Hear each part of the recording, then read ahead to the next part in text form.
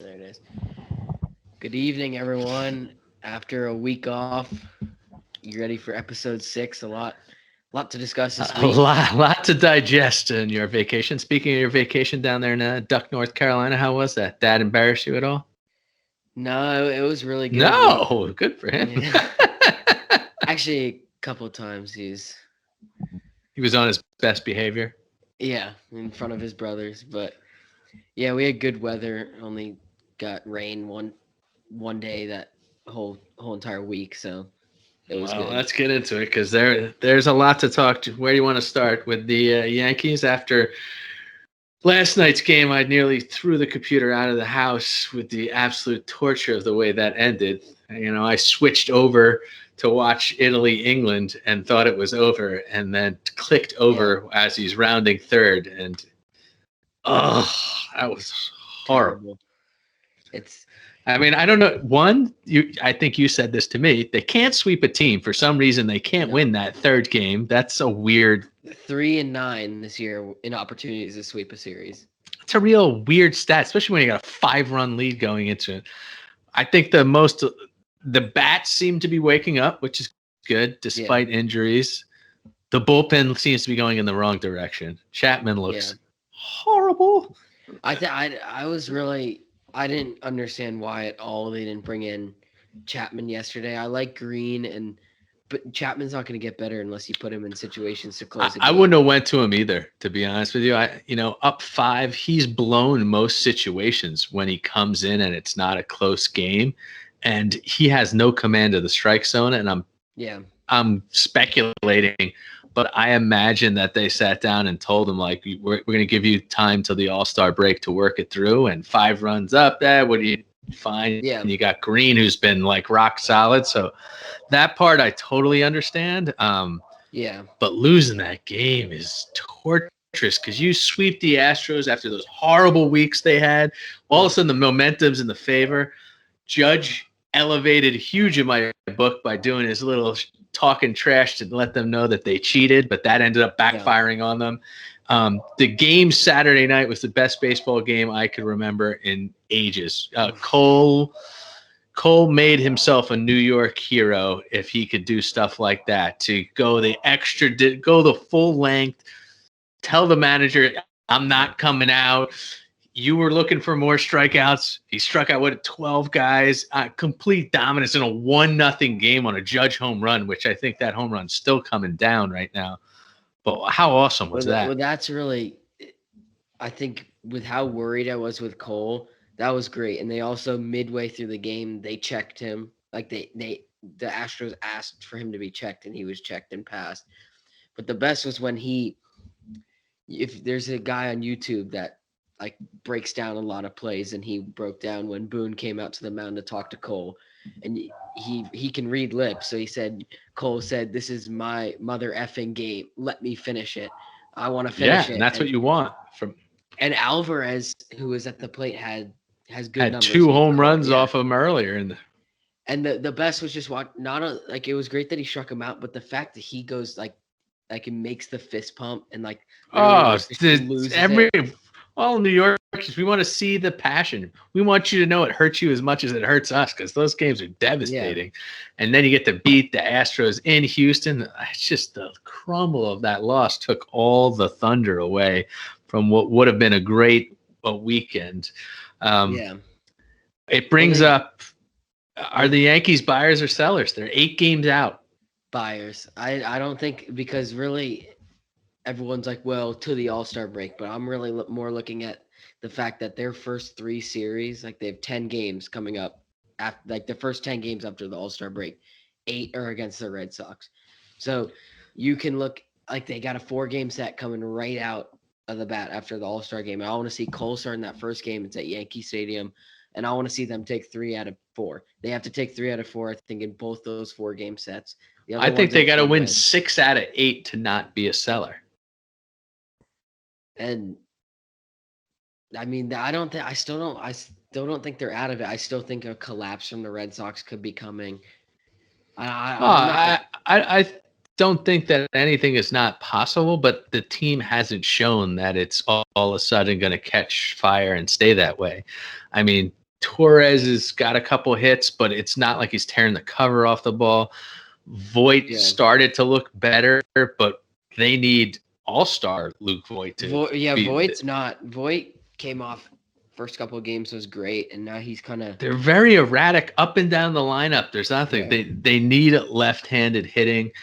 The pitching, while the starting pitching has caught fire, the bullpen's now on implosion mode where Nestor Cortez is unreal. And you look, I mean, going back to the lineup, Judge has been consistent. Stanton's been blotchy, like he's a really up and down. Stanton's been good, but he's not $300 million good. He's not an MVP All-Star good. We need him to be an All-Star. Yeah, he's not. Yeah, he needs to be hitting 40 home runs and hitting 280, and then we're like, oh yeah, he's good. Yeah, but Torres, it's good to see him starting to get hits, but I'm still not seeing like DJ LeMahieu's got his hits, and then they like. Well, he's starting to at least get the key hits. He's still lacking. I feel like on like some of those key runners in scoring position situations, and I think the whole team is like that. They had a good weekend.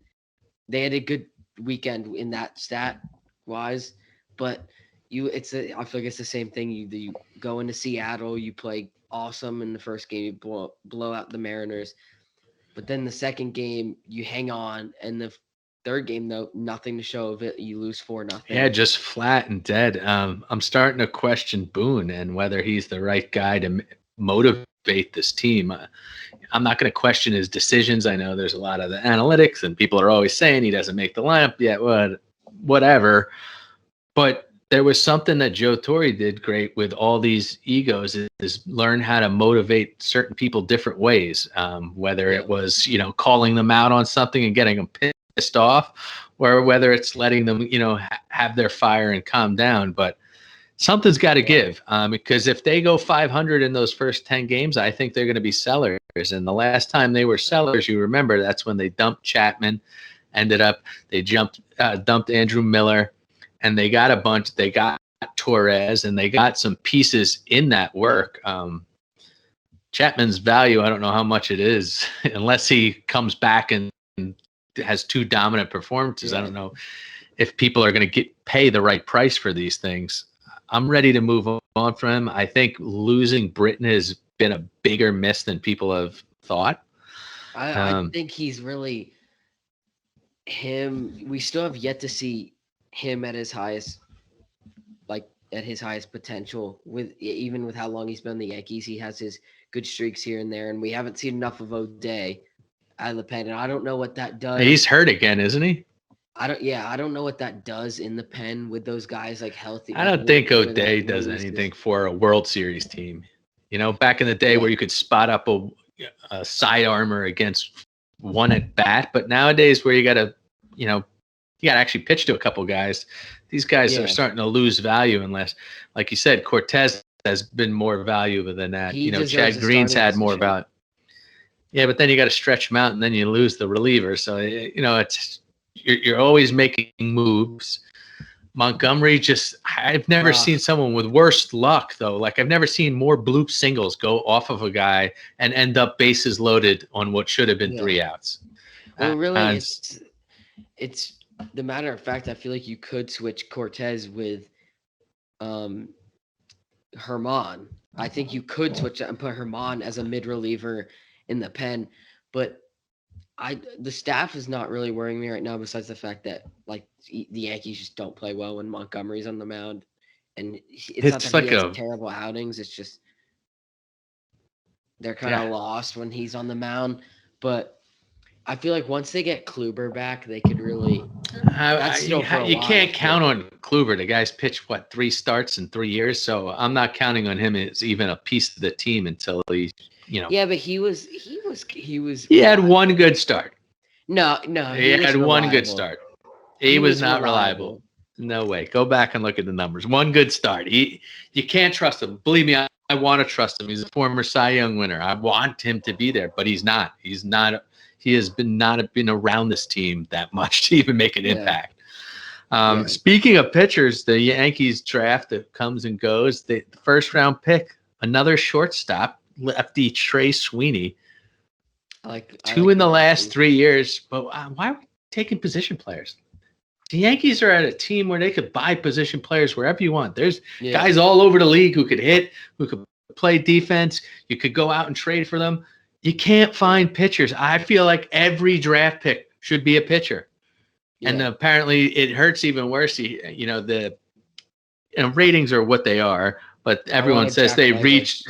Yeah, everyone wanted Leiter. The Yankees tried to convince him last year. They drafted him, and he goes. The other Vanderbilt pitcher goes to the Mets, and everyone in New York is saying they got a huge steal. I know it's all baloney. These guys rarely end up. I think Judge is really the only prospect that they've drafted who's been in the lineup for them for years. But you got to do better. And I think if you're going to take gambles where it's needed, because having multiple shortstops is not going to be helpful for them because only one plays. Yeah. Obviously, that tells me they're not completely sure about the other one, or they're going to make a trade. So I don't want them to be sellers, but I feel like they could make a big trade getting rid of maybe a position player, or like I wouldn't hate to see like a deal where you send Andujar, you trade him, or he's now going on the DL, Andujar with a hurt hand. And I love Lo Castro. I think he should start every single game. He turns singles into doubles. It's exactly what they need. A guy who could steal a base. They need a more diverse lineup. They're all sluggers. And he hit a homer the other day. Yeah, putting some speed into that lineup makes a difference. It's frustrating because you think if you trade Andujar now, you trade Frazier now, you are going to get pennies on the dollar of what you could have got 2 years ago. They could have moved those guys and gotten massive pieces to the equation. Yeah. I'm not giving up on Cashman, but this year is really tough to swallow that the moves are not looking good at all. I mean, from the management to nothing is clicking for them. They are above 500 team, but no one was expecting that. They're expecting first place right now, and they're not scaring anybody from week to week. Well, it's kind of hard. You gotta I've been trying to pick a spot where because there's problems here and there, but what's been the big? All righty sluggers. So Torres doesn't hit the way he's supposed to. Voit was injured, but they're saying the people in the know say that missing out on Didi's just personality. They don't have that person who seems to rally them in the dugout, who keeps the energy loose. And, they're talking about Odor being that guy. Now, Odor's not playing at the level. He's not good, though, at the plate. Yeah, he's not like Judge. Yes, you have team meetings and you do that. But they all look tight in the dugout. They don't look like a cohesive unit. They don't look like a team that's going out and having a good time. Like the Padres hitting home runs, running off, putting chains around their neck. Almost a college atmosphere, having fun. The Yankees look like bored business people who are frustrated. They got to bring in a title or something. They need something. They need a rallying cry. And and I thought this sweep would have been it. Cole's game could have been it. Could have been the turning moment. Like they come in and they take a 7-2 lead against a first place team who is their, arguably their number one rivalry due to the cheating scandal. Although I always think Boston will be. And then you blow it like that. I mean, you need O'Neal smashing a cooler. You need Gardner banging on the ceiling. You need something. Wells screaming and yelling. You need some emotion, and they just look flat. You can't. But looking at the 3 games they just played, though, I thought every single game they played really well. Yeah, they played good on Sunday. They played really well on Sunday. But for some reason, Herman and Green were the main reasons that they lost that game. It was 2 players that lost them that game right there. But that's the way this goes. They've kind of put them in a position where they can't lose. It doesn't matter playing good, bad. You need to be able to scrape out those wins. A 5-run lead in that type of game is a must win for them if they want to make a move. Well, let's not be negative anymore. All-Star game weekend is kicking off. Yeah. Any interest in the All-Star game whatsoever? Because I have zero.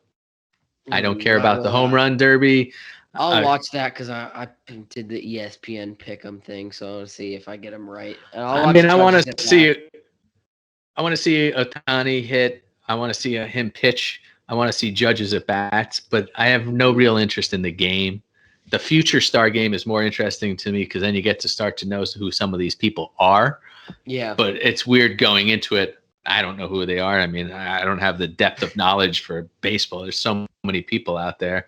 It's never going to happen. But, I think the All-Star game's a little boring, to be honest with you. It's starting to become a lot of it like big celebrity show, like kind of it's like the NHL All-Star game is horrible. Like baseball's I think is the best out of all of them. NHL they play no defense, they score. It's no one nothing. cares. I don't care about the Pro Bowl because I'm just. And nobody cares about the Pro Bowl because the players don't want to get hurt and they don't want to tackle. And I don't blame them for 1 second. I wouldn't want to do it either. And the season's like over, so there's no it doesn't mean anything. Yeah. At the All-Star game is. And the NBA All-Star game is ridiculous. Like what? It's no defense dunk show too. Like now, but like it's gotten to the point where it's like now LeBron, like you're picking players to draft players into an all. Like it's not even East-West. I don't mind that. They were desperately trying to make it more interesting so that they can move players around. And for a while, like the West had a lot of talent, but. It's just the game means nothing to the players, and that's what really shows. They don't care either.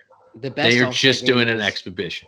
The best NBA All-Star game was 2014 in New Orleans when Melo fed LeBron. Oh, you and your Melo love still lives. No, Melo fed LeBron an alley-oop for a windmill dunk. It was the greatest dunk I've ever seen. Out of like watching live basketball, it was the best dunk I've ever seen. And there was a pretty good dunk. They are good last night. Did you watch it in the NBA Finals? I watched like the first quarter. Oh, the dunk the Suns had on Milwaukee that just left the guy laying in the street. It was brutal. Look that up if you haven't seen it. I'm not sure which player it was. Speaking of the NBA Finals, we'll move on to the NBA. Suns up 2-1. I think, Giannis, who looked like he blew out his knee and would miss a year off the court, is back-to-back 40-point games. I still don't think Bucks are doing anything. I think that was their win last night. 5. Yeah. Suns 5. Booker scoring 10 points. All right, that's their bad game. That's a one-time thing. Like they imploded. They didn't look good. I don't see how the Bucks could. But what do we know? The Bucks were down 2-0 plenty of times before, and they came back and rallied. I hope it goes 7, but I don't care. I wanted the Hawks to win and go to the final. No, thank you. They wouldn't have won in the final, so it's not. Well, you don't know that. This is the year if you had a chance. Like no one thought the Suns were going to the finals in the beginning of this year. No one thought the Yankees would be going to the finals. Exactly. Nobody thought it. So who knows? If you get there, you get a chance. You got to do it. I think the Suns look like a better team, though. With Giannis playing full bore.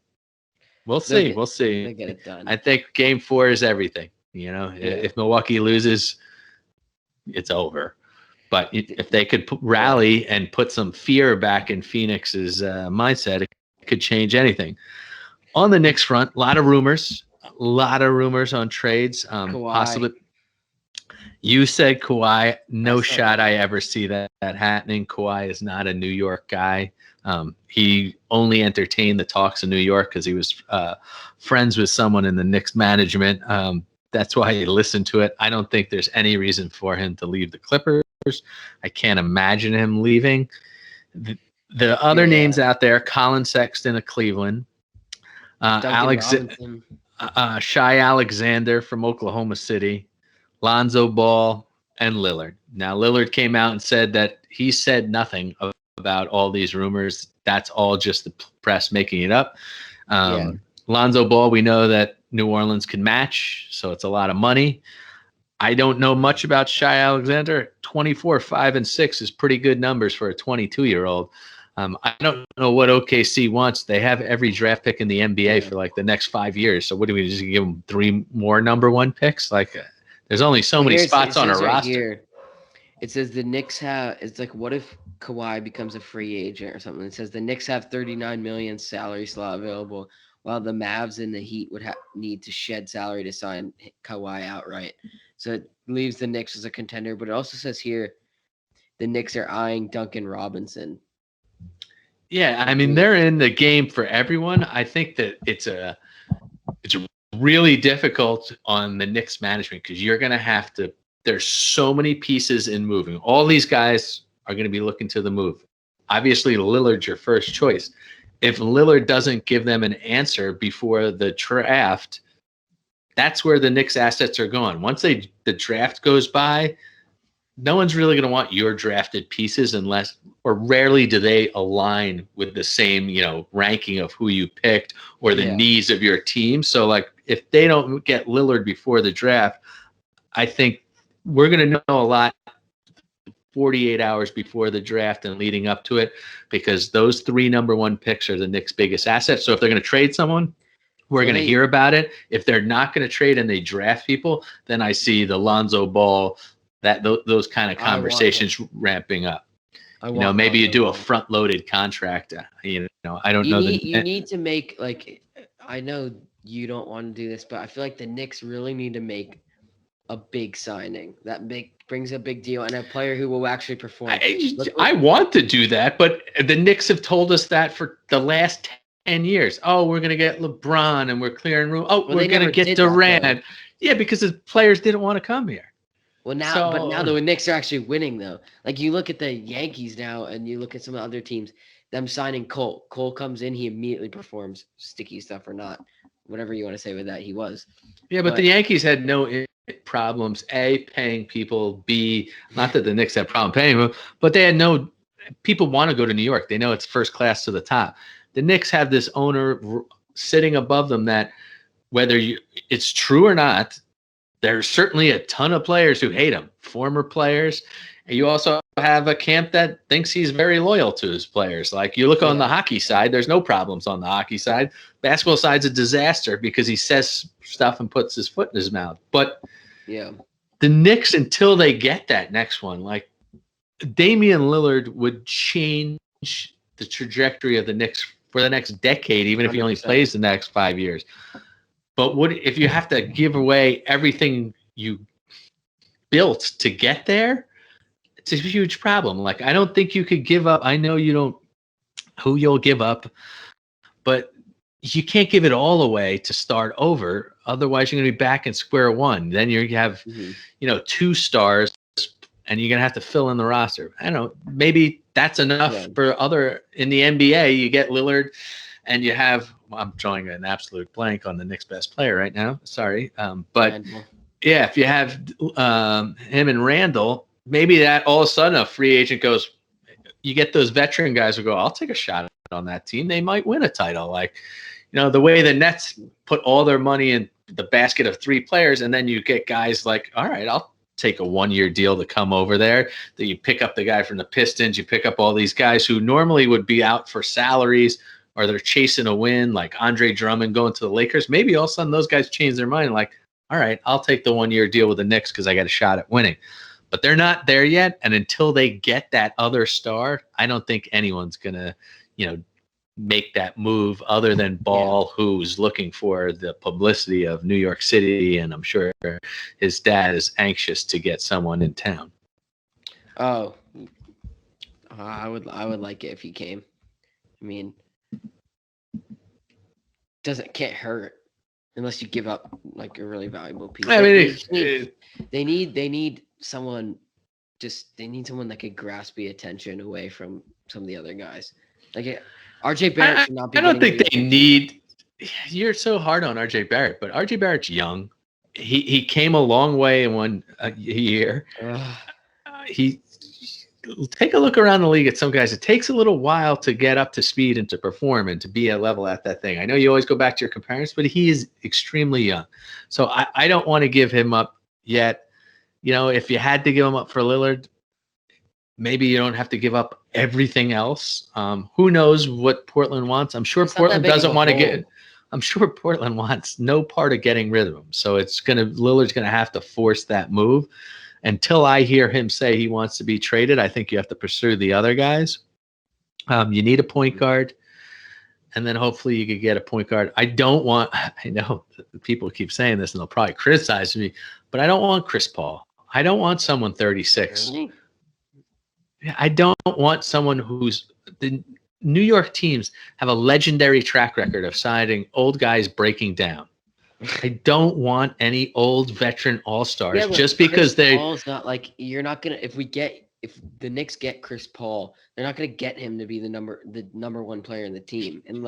They're gonna get him thinking he's gonna put them over the hump the way he did it with the Suns. Well, I feel like he's gonna take a young player. You get good veteran presence. I'm all about good veteran presence, but not at the tune of $45 million a year.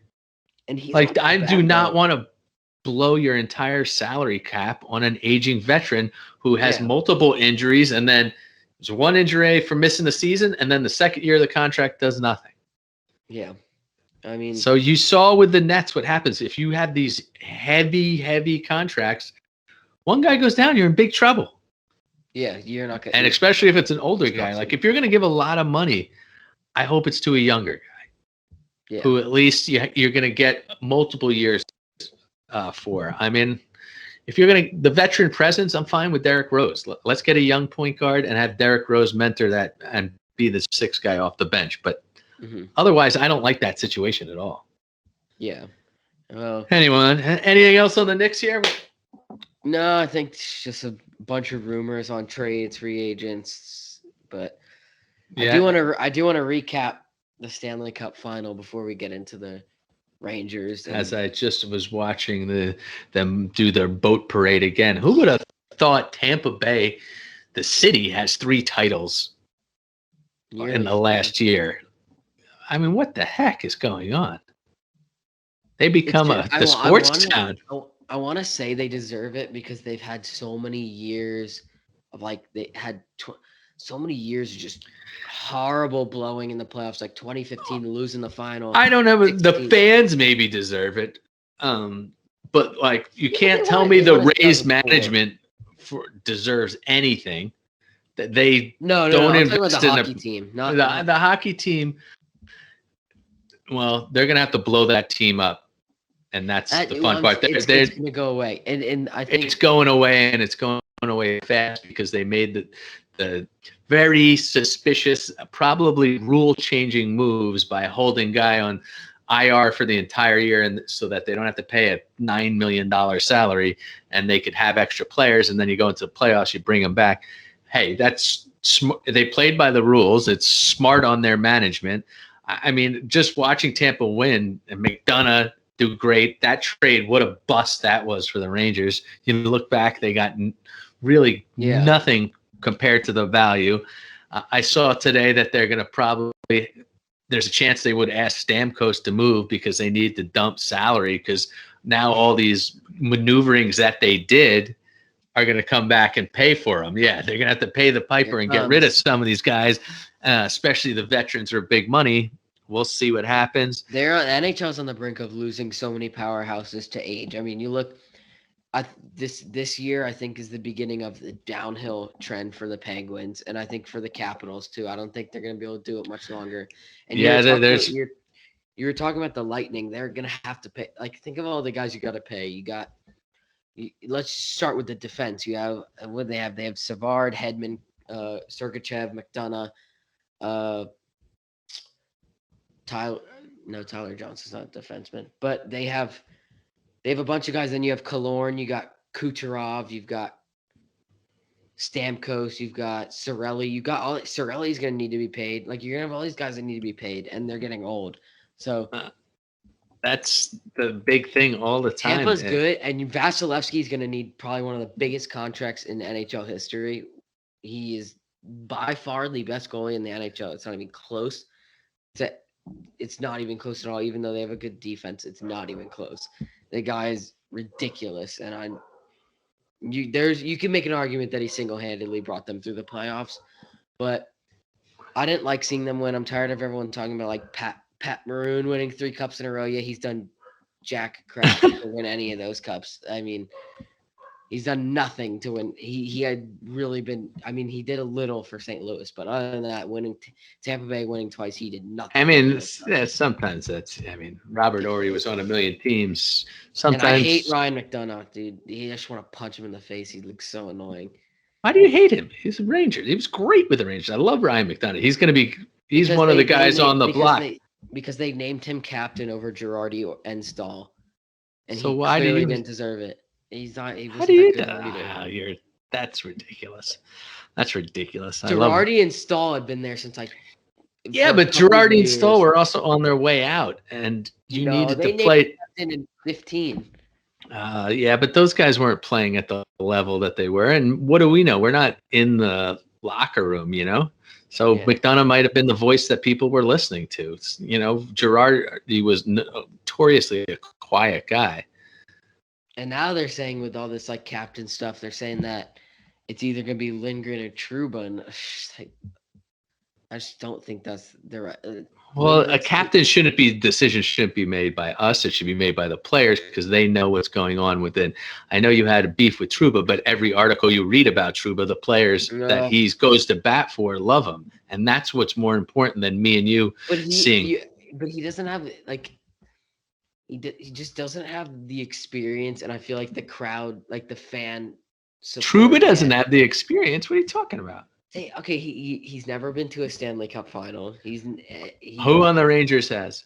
Kreider. That's it. That's the only guy that's been to. And what does Kreider do? He doesn't say a word. He doesn't get physical. But he's the fan. Just because you like him does not mean that in the locker room. Captains in the history of the Rangers though, like everyone wants Kreider to be the captain. Kreider is vocal on the ice. Who's everyone? Because if everybody, all the fans don't mean. Sorry, buzz that one out there. But the fans don't matter. It's what the players want. I'd rather Zibanejad be the captain than Trouba because the guy actually comes through. He's not vocal, but he leads by example. But he's not vocal. Yeah, but Lindgren's a better choice. Lindgren's a much better choice. That guy is by far. I think you're old enough to know that the fans should not be making any decisions for the teams, especially because he should be like I still feel like Trouba's only been here for 2 years. Like how is he have the reign there's over plenty the of players that Messier comes in, he's the captain immediately. Yeah, but Messier was like one of the best players in the league. Like but you also have to have the right attitude. You know, there's plenty of flashy goal scorers who just because they're talented does not mean they're supposed to be the captain. The captain is the one who's supposed to motivate people behind the scenes to get them to do what they want to do. Here's the difference, though. You look at it, though. You look all around the league, and like when I think about teams winning the Stanley Cup, if I was a Canadiens fan, I would want to see Shea Weber lifting the cup. I would want to see Crosby, Ovechkin lifting the cup. I would want to see Stamkos lifting the cup. I don't want to see Trouba lifting the cup for the Rangers. You have these weird hatreds for players. It's non-rational. Trouba fought hard for that team and got knocked out. But Kreider has been through the blood, sweat, and tears of the ups. But Kreider's been here this whole time. When has he ever stood up in the papers and said, "Hey, this is what's got to happen"? He's always honest in press conference. I like Kreider as a player, but have you ever seen? Why is he an alternate then? If he's not. Same with Panarin. I'd rather Panarin be the captain than. Yeah, Trouba. But you can't. You need the players to choose who the voice of their team is, not the fans. Every single time, look, there's players we like better than others, but you always see those discrepancies as the people who lead and the people who follow. And, you know, you've been on teams before. If you're in the dugout or something, there's someone who always has a personality that people follow. And it oftentimes is not the best player. Yeah. It's a person who goes diving in the mud, who does certain things. It's a Daniel Jones kind of guy. Oh my God. You're wrong. No, it's a Blake Martinez kind of guy. Yeah, exactly. Who gets no credit, no Pro Bowl. Like they don't give him love. Meanwhile, you're making play after play after play. I know, but you could say that though. Like you could say that with LT was not the captain. Look at a lot of the captains have been like. Look at Okay, Crosby. Crosby's a great player. I don't remember him being seriously vocal about much. Read the Pittsburgh stuff, and they say behind the scenes he is. Yeah, I mean, you don't have to do it for the fans. You have to do it for the team. That's what's important. I think experience matters. You're not going to put a young. That's why Lindgren should be nowhere near the captaincy. Trouba's been in the league for a while. He's seen things. He understands. He's dealt with injuries. He's dealt with the fans abusing him coming to New York and giving I don't even think he should be an A yet. He's working his way there. Oh my Lord! It's like the Giants. It's like the Giants naming Daniel Jones one of the captains in his second year. Guys, no experience in the NFL. He's so now he's a multiple-time collegiate. His teammates wanted that for him. Read what his teammates say, and you'll understand why. These guys. Shepard should be a captain. Shepard's been there since the beginning. Shepard should not be a captain because he's got to be on the field. Daniel Jones played through an injury that they said most players wouldn't have been able to walk on the field for the rest of the season. He played through basically a torn muscle in his leg and just grunted. And did you hear one complaint? No. Eli Manning, did you ever see him out in front of the crowd doing this, pumping them up, getting them crazy? But did every player know that he would come to them and do the right thing and say the right thing and get them inspired? And they knew that when they needed him? The captain is not just one character. It's not always the same person. It's what happens behind the scenes and that the players believe in him or her, depending on what sport it is. But it's not for the fans to judge. Because if it was up to me, Matthew Barnaby would have been the captain because he went out and stood up for the Rangers for those years when he was fighting. Sean Avery could have been a captain, based on that. But that's not what's really going on. We don't know their personalities. We don't know what the conversations they have. I imagine it's incredibly difficult for some players, especially the European and Russian players who speak another language. And it's really difficult to assimilate with certain guys. It's hard to be a captain if you're one of Kako. It's the only guy on the team who's Finnish. It's tough to be a leader when you have a serious communication problem, but you could lead by showing people on the ice, like they said Trouba did with Keandre Miller. Talk to him, teach him, put in extra time, work with him, have the closed door meetings with your team. That's what it's about. Well, I think that's a good segue into the Rangers making moves. We'll get into the Eichel stuff, but I do want to start on the young end, really, because we know they got to make moves. They've been talking about trading. Yeah, Booch. I want to. Article today about him getting moved as soon as he signs his arbitration deal. It's got to be. I feel like it's got to be a fine line on who we're going to give up and who we're not. And I think right at the top, it's Strome and Buchnevich. And I know they re-signed Howden, but I feel like they'll lose one of those guys to Howden, Seattle. They said they said Howden could be the exposed guy to Seattle. Which is fine, but I feel like at the top. Please, Seattle, take DeAngelo. Please be that dumb and take Tony DeAngelo. That would. The Rangers should have traded DeAngelo instead of buying him out because now you waste all this money on him. Well, nobody wanted him. Believe me, they tried. I'm sure they would have taken a bag of peanuts. For dirt, yeah. We'll take a third-round draft pick. It would have taken nothing. And it was sent them a bag of gloves to get the contract off their thing. But everyone knows, why would I trade for someone if I didn't really need him? And he wasn't playing like he was playing the year before. So, especially in this hyper-political environment, you're not going to take on someone who's such a troublemaker. It's bad PR for your team. It's time's got to slip away for a while. I heard Buchnevich is looking for a deal in the $5.5–6.5 million range. No. That's what he'll get in arbitration. I bet he gets $6 million for a 1-year deal if it goes to arbitration. One year of success is not. He needs to do it again if he wants a contract. You just need that. Well, they need to sign him no matter what, because no one's going to take a restricted free agent. You're not going to get anything for just his rights. So they need to sign him. What they sign him to is going to be interesting, because then we're going to start understanding exactly what Drury thinks about the deal, or Buchnevich. Apparently they tried to move Strome in a deal to Buffalo for Eichel, but they weren't into Strome. I think Buffalo's greatly changed their opinion on what they want. They were asking for the moon in the world for Eichel, who's getting $10 million a year coming off of neck surgery.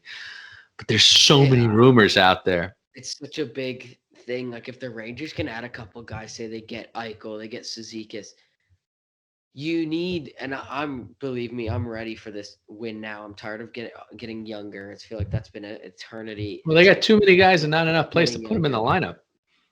But you need, I think Strome, you got to get rid of Strome and Buchnevich. You got to get those contracts out. It was good that they got rid of Stahl last year. You got to get rid of Brendan Smith. Those are the three guys. Well, he's gone, right, Smith? His contract's up. I thought he was a restricted free agent and they could just let him walk. That's good if they did. I didn't see anything about that, but they need some of those guys. They need to get some leeway with money because you have to pay Zibanejad. You have to pay him. And if you bring in Eichel, I think you say goodbye to Zibanejad. You're putting the writing on the wall that Zibanejad is gone. No, yeah, but you're gonna, if you give up Buchnevich and Strome, you're gonna get a lot of that. You're gonna get some money back from it. If they don't re-sign Zibanejad, I'm not a Rangers fan anymore because that's how idiotic that would be. That's how idiotic that would be if you don't re-sign him. But they're in a flat cap era, so you could only Zibanejad. Look, he has outperformed his contract by a lot. Oh, one of the better deals they did was signing him long term. So now you end up.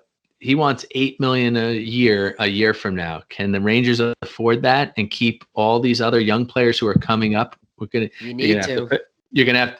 It's not a you need to. You can't at some point because it's not like other sports where you could just.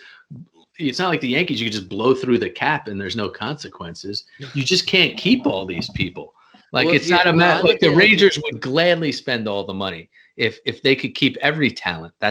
Dolan's always been willing to spend money, but if you trade Eichel, you hope that you get Buffalo to keep some of his salary, and then there's an option to maybe keep Zibanejad. But you can't have a $9 million center, a $10 million center. You can't pay Shesterkin, and then quickly 2 years later you're going to have Lafreniere and Capo coming up. You gotta be like, what I want to see is really. I want to see Zibanejad and Fox Rangers for the rest of their career, and that's what you have to figure out to do. Well, that's if you're going to pay, I love Panarin, but frankly, Zibanejad has the last 2 years, and Panarin's last 2 years. I'd take Zibanejad. I take Panarin. You have Panarin changes everything on the end. 41 goals in 56 games, and even yes, I love Zibanejad. I'm with you. I love Zibanejad. How many hat tricks do we have? But you're not getting rid of Panarin's contract. Yeah, well, I'm saying though, if you're going to pay him that money, I would rather have Zibanejad than Eichel. Yes, but what then they need to do is get some grit, like a Cizikas. So you got to trade. Yeah, they got to trade some of these young kids. You're going to probably see Mac Jones gone, and some of these younger prospects go, and you hope that they don't. About that. But. No, you hope they don't blossom. But there's no room in the lineup for all of them. Mm-hmm. If you want to see if they're any good, they got to play. Well, if they're going to say people love them when they're prospects. When you're, oh my God, a number 1 draft pick who's in the minors, he's getting ready. People love trading for that. They come up to them and have a dud season for the year. All of a sudden, the value is gone. Well, I think if you're gonna give a win, if you're gonna come in and say we're gonna fire the GM and the president, and then we're gonna fire the coach, and you're gonna bring on a whole new staff, because now they gotta find new coaching staff. Gallant who's gonna be on the bench with. They just hired 2 coaches right before he came online, both former Gallant guys. It's in the New York Post. I mean, but if you're gonna come out here and say, all right, it's a win now scenario. Then once free agency opens up, you have to make a move, whether big or small. You have to either trade or sign someone. You need to make a move because if you throw out the same team, again, I think their only moves. I think the biggest moves they have to make is through trades because they they rebuilt and they loaded with all these prospects. They have prospects at wing and they have prospects at defense. All these kids are not going to be able to play in the same time frame because they're all young. You can only have a space for so many defensemen. So the Rangers need to go to themselves and go, who do we think is really going to take off? Like now you have Keandre Miller. You anticipate he's going to be in the lineup for a couple of years. But then guys, the younger guys who are still in Hartford or in college, those are the prospects you got to move and hope that they don't blossom somewhere else in the effort to get some grit and some tougher veterans now and put that right mix. Like Miller, Trouba, I think that's a good line set. Fox, you put in with anyone.